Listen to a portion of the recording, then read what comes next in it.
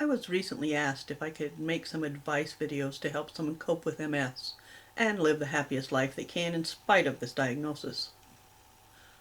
I can tell you my experiences, adaptations I've tried, and share some of my most essential tips and tricks that I use on a daily basis to help me be the happiest me I can be. Hopefully you can implement some of this to help you deal with the diagnosis.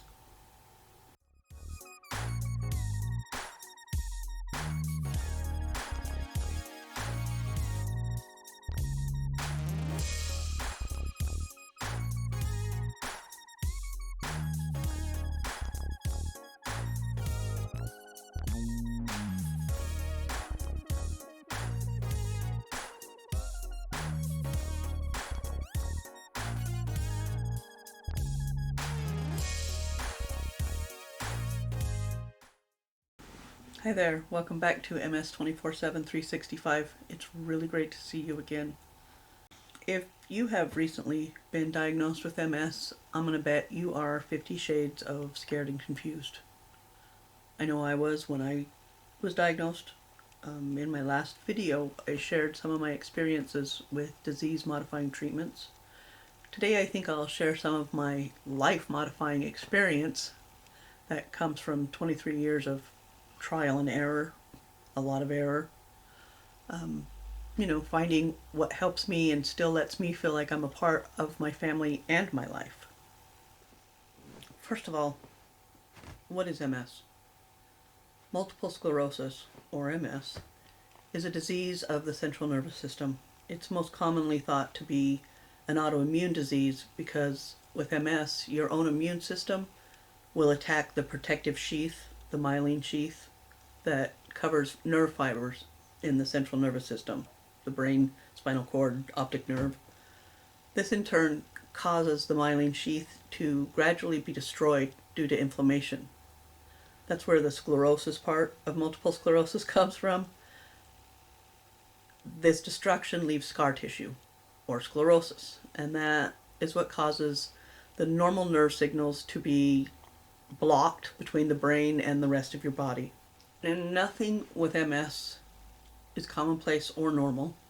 It will affect every patient differently. I've said in several videos that my MS does not look like your MS or any other MS. This is also why it can be so tricky to treat. It's not that your physician, neurologist, or what have you doesn't know. It's just that all of the MS patients they see, it's like treating a completely different set of symptoms. We may all have MS, but nobody experiences it exactly the same. My latest MRI within the last month shows progression of my disease to the point that my neurologist is referring me to an MS clinic in another larger city.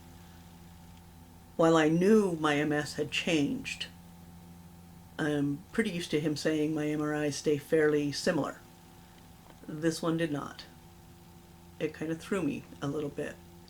I've had to change a lot of stuff in the last year or two because I have encountered more difficulty doing normal day-to-day things, and anything really, from cleaning to pet care to self-care. It's all been affected by this disease. Not one segment of my life is untouched by MS, or my family's lives either, for that matter.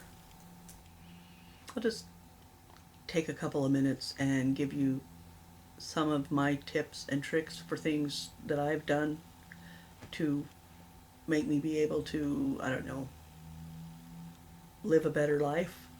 My first bit of advice: don't write everything off as MS.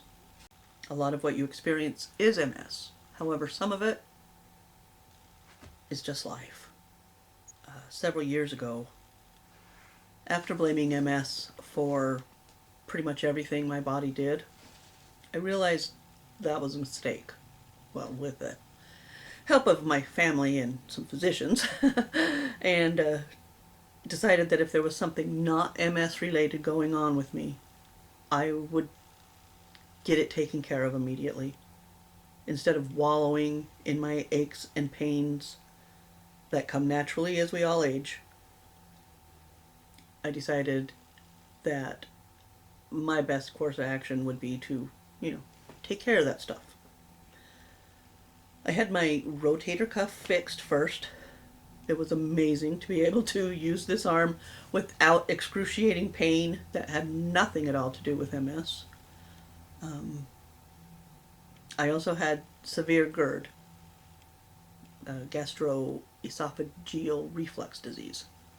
And while it was believed that it stemmed from my use of IV steroids to treat my MS, the results of it could be fixed. And it was. You know, GERD resolved. Thank you. I can eat. I also have some pretty substantial arthritis in my back. It's not MS related. It's a family tradition. At one point it was so bad that I couldn't stand for more than 5 minutes, and sitting wasn't any better. So every 3 months now, I go get bilateral sacroiliac joint injections. They have made it possible for me to function, walk still. I'm not in a chair, so, well, I am right now, but I don't use a wheelchair regularly. And I also, next month, will be going in for treatments, similar problem in my neck. A little nervous about that one, but I trust this doctor, so. And also, since I can't take any of the disease-modifying meds out there, I treat my symptoms. I can remember 23 years ago, I was adamant that I was not going to take a handful of pills just to get through the day. Guess what? I take a lot of pills every day. It's probably not a handful, but there's a lot of them. Not as many as there used to be, and more than I ever really wanted to have to take, but I take them, and I'm grateful for every one of them. So while MS can and does affect every part of your body, not everything you experience is MS. Don't let treatable things go untreated because you've decided it's just MS and my body hates me. That's how I thought. Making that change in my thinking really has improved my life. I'm able to do things I hadn't been able to do for a while, as long as I keep up the maintenance program. I've also had things happen that I was sure couldn't possibly be MS. Only be told that, I'm sorry, that's MS and there's not much we can do about it. Like thinking I had ear infections and my doctor's checking me and telling me, your ears are fine. It is just nerve damage and there's not a lot we can do about it. And that I really just have to get used to it. I really think I'll stop here. My voice is getting tired. I think next time I'll talk about daily living adjustments I've made because of MS, why I do things the way I do them, and how it helps me live my best life. Hope to see you then.